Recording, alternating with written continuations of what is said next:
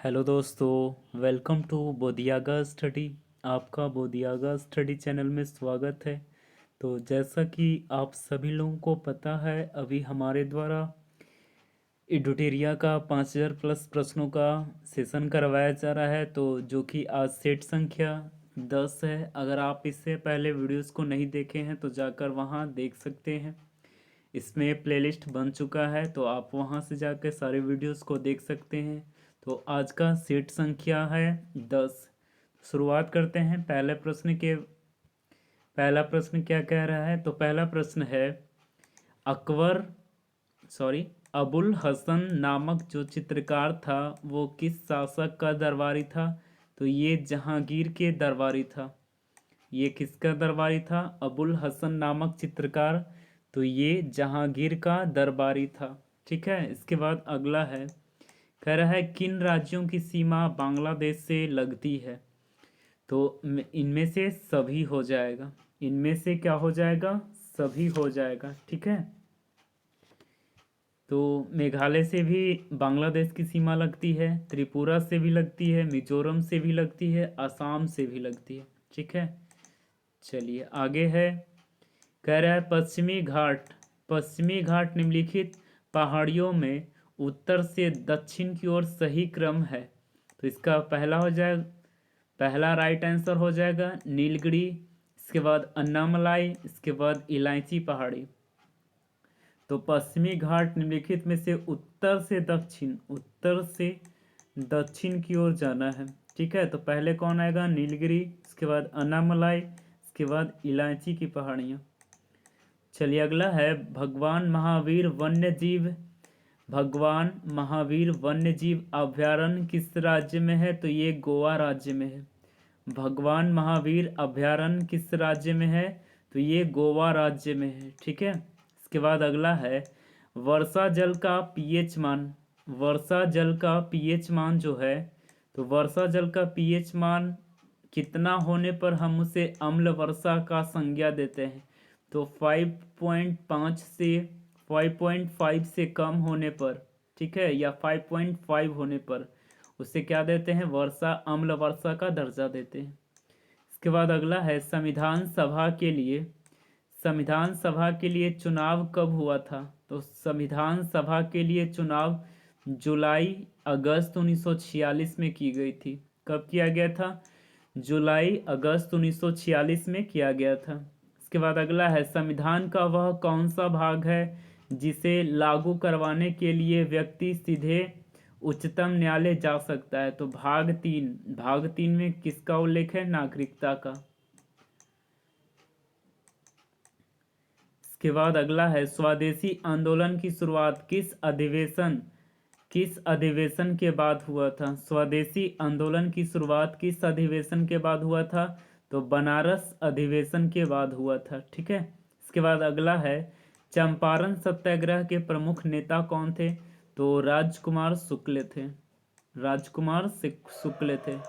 इसके बाद अगला प्रश्न है, कह रहा है, ये तो आपको बता दिए, चंपारण सत्याग्रह के प्रमुख नेता कौन थे? राजकुमार शुक्ल थे। ठीक है। इसके बाद अगला है, निम्नलिखित में से कौन प्रत्यक्ष कर नहीं है? निम्नलिखित में से कौन प्रत्यक्ष कर नहीं है? तो सीमा शुल्क जो है ये प्रत्यक्ष कर नहीं है। चलिए अगला है, 11 नंबर प्रश्न कह रहा है, कार्नेटाइट किस धातु का अयस्कीय खनिज है? कार्नेटाइट जो है किस धातु का अयस्कीय खनिज है? तो ये यूरेनियम का है। ये किसका है? तो कार्नेटाइट किस धातु का अयस्क है? तो ये यूरेनियम का है। इसके बाद अगला है, द्विनाम पद्धति के प्रतिपादक कौन थे? द्विनाम पद्धति के प्रतिपादक कौन थे? तो द्विनाम पद्धति के प्रतिपादक थे लिनियस। कौन थे? द्विनाम पद्धति के प्रतिपादक कौन थे? ठीक है, लिनियस थे। ठीक है। इसके बाद अगला है, कह रहा है, किस संविधान संशोधन के द्वारा एक ही व्यक्ति दो या दो से अधिक राज्यों का राज्यपाल संबंधी प्रावधान किया गया? तो 7वां संविधान संशोधन 1956 में। ठीक है। चलिए आगे है, अगला प्रश्न को देखते हैं। के बाद अगला प्रश्न क्या कह रहा है, बिहार में पंचायतों के वित्तीय स्थिति का, बिहार के पंचायतों की वित्तीय स्थिति का पुनरावलोकन करने के लिए निम्नलिखित में से कौन राज्य वित्त आयोग का गठन करता है?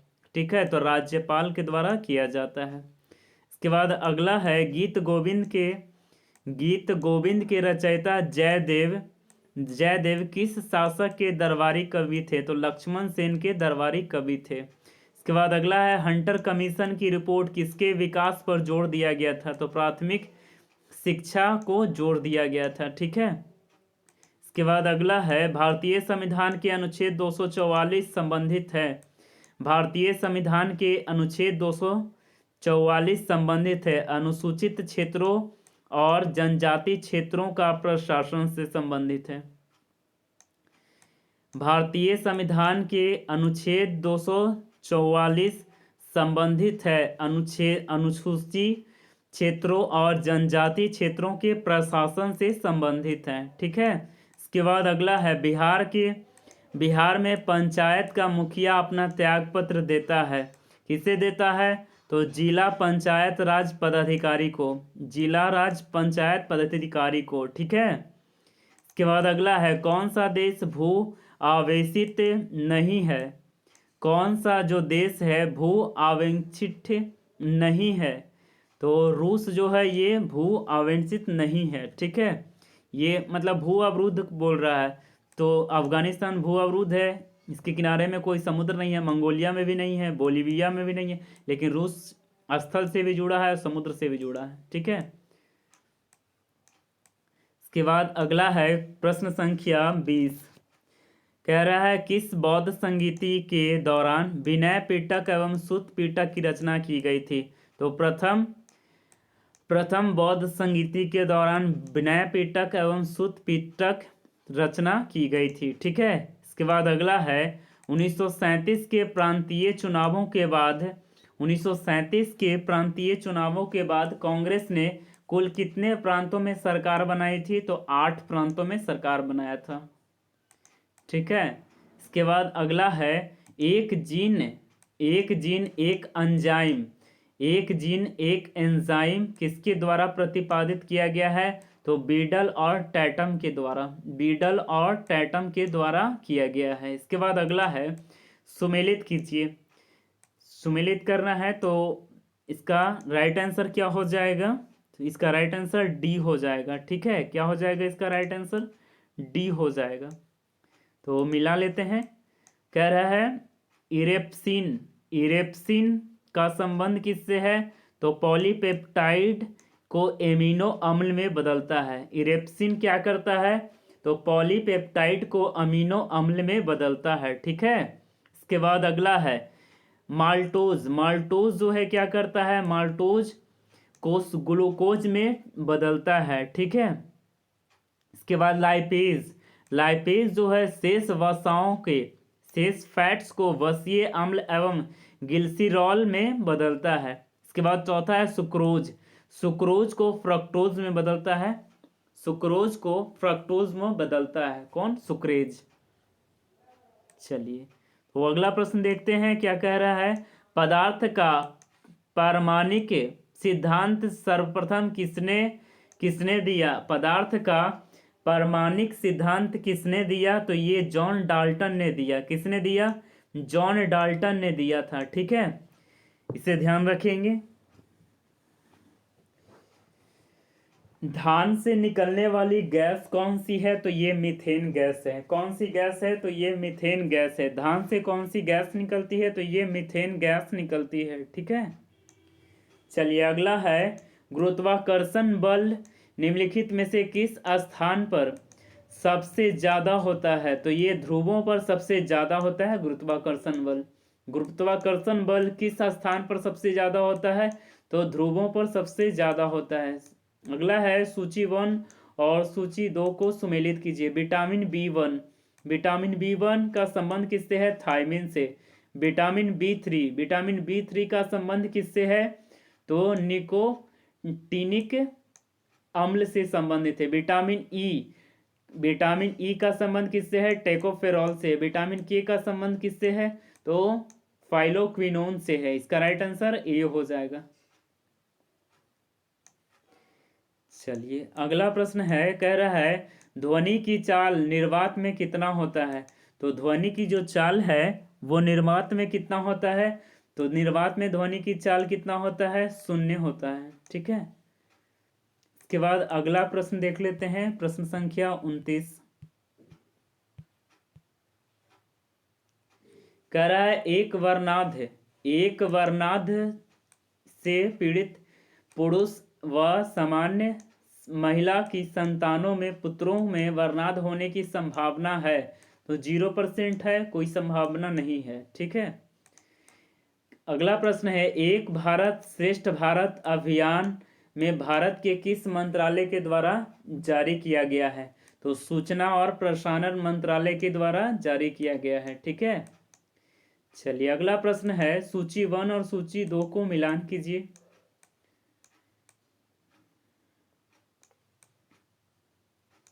चलिए तो पहला हो जाएगा उष्णकटिबंधीय वन साइलेंस वैली में पाया जाता है। शंकु वृक्ष वन कहाँ पाए जाते हैं? तो शंकु वृक्ष वन हिमाचल प्रदेश में पाए जाते हैं। इसके बाद कक्ष वनस्पति कहाँ पाए जाते हैं? तो कक्ष वनस्पति कहाँ पाए जाते हैं? तो ये सुंदरवन में पाए जाते हैं। और पतझड़ वन कहाँ पाए जाते हैं? राजस्थान में। ठीक है, तो इसका राइट आंसर हो जाएगा डी। इसका राइट आंसर डी हो जाएगा। ठीक है, चलिए अगला प्रश्न देख लेते हैं। कह रहा है नेपाल की सीमा को स्पर्श करने वाला बिहार का जिलों का समूह पश्चिमी चंपारण, पूर्वी चंपारण, सीतामढ़ी, मधुबनी, सुपौल, अररिया, किशनगंज। ठीक है, ये सब नेपाल की सीमा से टच करते हैं बिहार के जिले। इसके बाद अगला है पंखुई वन्यजीव अभयारण्य अवस्थित है, कहाँ अवस्थित है? अरुणाचल प्रदेश में। पंखुई वन्यजीव अभयारण्य कहाँ अवस्थित है? अरुणाचल प्रदेश में। इसके बाद अगला है केंद्रीय वनस्पति अनुसंधान संस्थान कहाँ स्थित है? तो ये अवस्थित है लखनऊ में। केंद्रीय वनस्पति अनुसंधान संस्थान कहाँ अवस्थित है? तो ये लखनऊ में अवस्थित है। ठीक है, इसके बाद अगला है अंग्रेजों के द्वारा बनाई गई भू राजस्व व्यवस्था। अंग्रेजों के द्वारा बनाई गई भू राजस्व व्यवस्था निम्नलिखित प्रणालियों में से कौन कृषकों के लिए ज्यादा प्रदान करती है?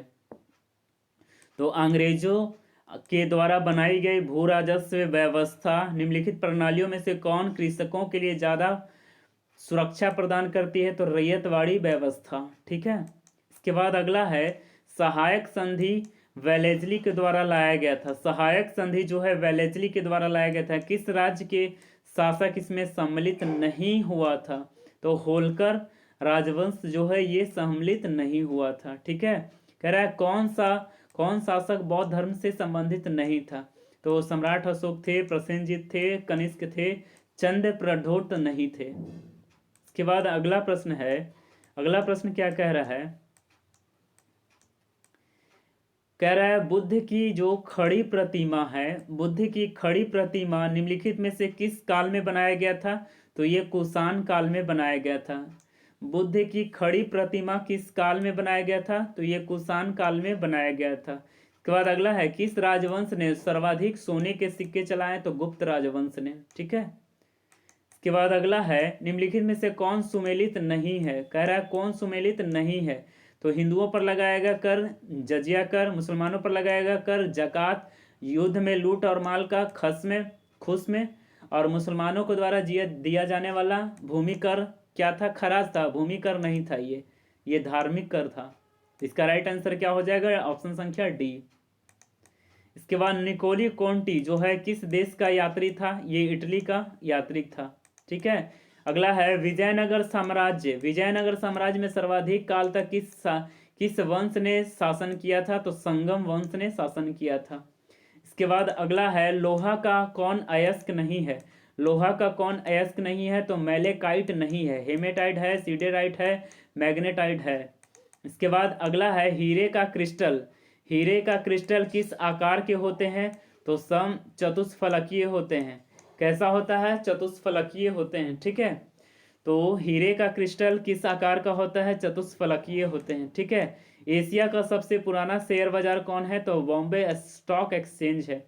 इसके बाद अगला है, किसे अर्थशास्त्री के किस अर्थशास्त्री ने अवसर लागत का सिद्धांत दिया था, तो गॉटफ्रीड हैवरलर ने, ठीक है। किस अर्थशास्त्री ने अवसर लागत का सिद्धांत दिया था, तो गॉटफ्रीड हैवलर ने, ठीक है। चलिए, तो ये था, कुछ और प्रश्न भी रह गए हैं और भी बताते हैं।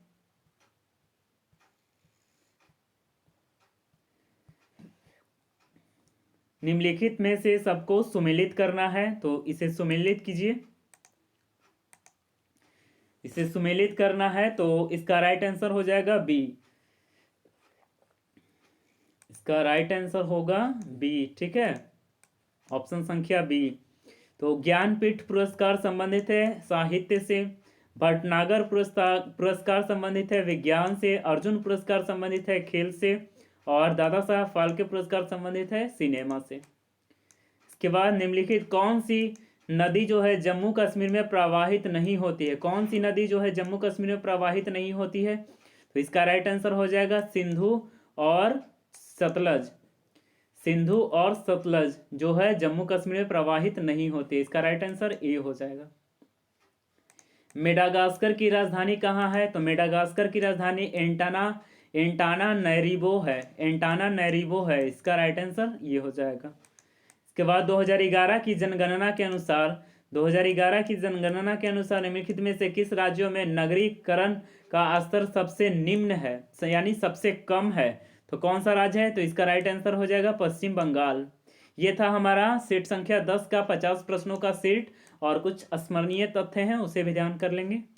पल्लव वंश का संस्थापक कौन था, तो सिंह विष्णु था।